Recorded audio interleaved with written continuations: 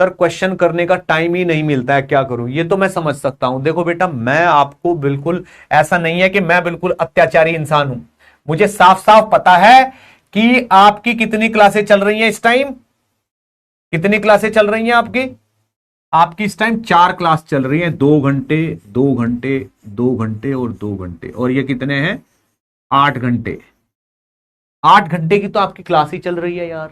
और दिमाग की कैपेसिटी ही केवल 14 आवर्स की होती है, ठीक है ना? आपके पास 6 घंटे बच रहे हैं, और 14 आवर्स तो वो पढ़ते हैं जो कतई एकदम टॉप करने की इच्छा रखते हैं। 14 घंटे और कोई पढ़ता ही नहीं है।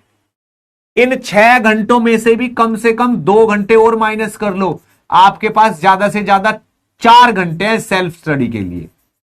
तो ये मैं समझता हूं पढ़ाने के लिए कर रहे हैं, इसलिए एक ही रास्ता है कि ये जो 2 घंटे की आपकी क्लास होती है ना, ये वाली 2 घंटे की क्लास होती है, इसको आप फाइनल मानो। फाइनल मानो इसको कि भाई ये फाइनल क्लास है, इसी में से सीखना है जो भी है, उसी से आपका सब होगा, उसी से आप ज्यादा से ज्यादा अचीव कर पाओगे।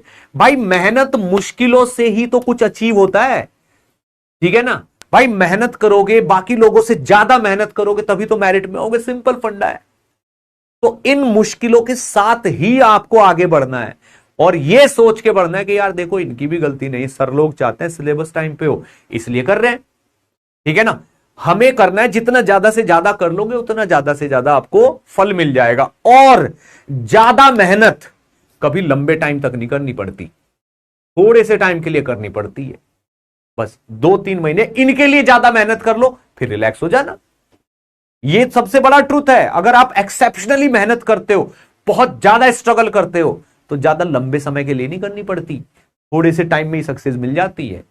वो है कि हम एक लेवल से कम मेहनत करते हैं तो वो नहीं मिलती इतनी उसमें, ठीक? तो बेटा बस इस वक्त जो समय चल रहा है ये आपकी परीक्षा का समय है। वैसे भी ऊपर वाला चेक कर रहा है कि कितना दमदार लड़का है, ठीक है? उसी के हिसाब से आपको सिलेक्शन भी मिलेगा।